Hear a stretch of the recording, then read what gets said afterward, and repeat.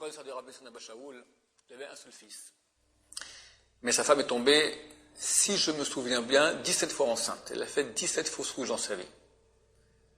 Alors, sa femme était très très malade. On lui demandait, alors pourquoi le Rav ne prie pas? Alors, il répondait, Jtoke Goufo. Sa femme, c'est comme lui-même.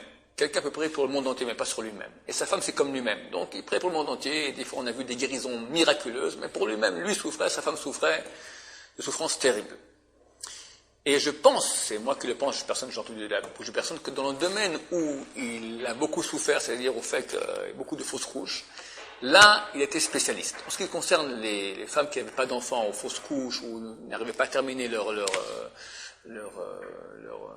grossesse, il était vraiment spécialiste dans toutes les brachot. Une femme, un jour, vient le voir, lui dit, Kod Arav, ça fait 9 ans que j'ai pas d'enfants, je vais prendre le bracha du Rav pour que j'ai des enfants. Il dit, Madame, vous êtes enceinte. Le soir même, elle était au mikvé, le soir d'avant. Donc elle a été fécondée pendant la nuit. Le Rav voit déjà qu'elle est enceinte. Un jour, vient un couple en pleurs par le Rav Ben Sion. Ils ont été fait un ultrason, comment on appelle ça en français, comment on appelle ça? Une échographie. Ultrason, ici en anglais et hébreu.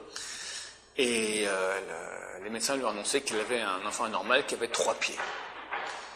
Le Rav, au lieu de compatir avec eux, il est caldeuré. Il dit 4 pieds.